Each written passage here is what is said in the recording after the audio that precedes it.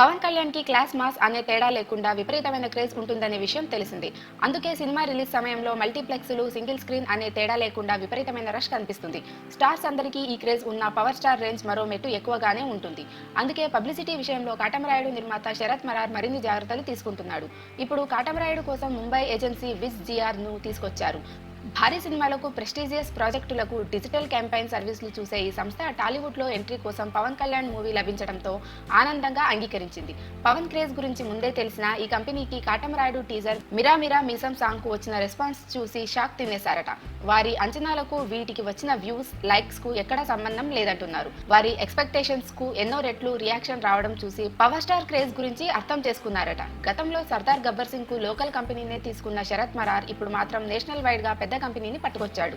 ఇప్పుడు ఈ కంపెనీ జనసేనకు సంబంధించిన ఆన్లైన్ అకౌంట్ ను కూడా హ్యాండిల్ చేయనుందని టాక్. మీడియా మేనేజ్మెంట్ లో శరత్ మరార్ ఎంతో అనుభవశాలి. ప్రస్తుతం పవన్ నిర్మాతగా నార్త్ స్టార్ ఎంటర్టైన్మెంట్స్ ప్రారంభించిన ఈయన గతంలో మా టీవీ సీఈఓ అనే సంగతి తెలిసిందే. అంతకుముందు అమితాబ్ కంపెనీ ఏబీసీఎల్ కు సౌత్ హెడ్.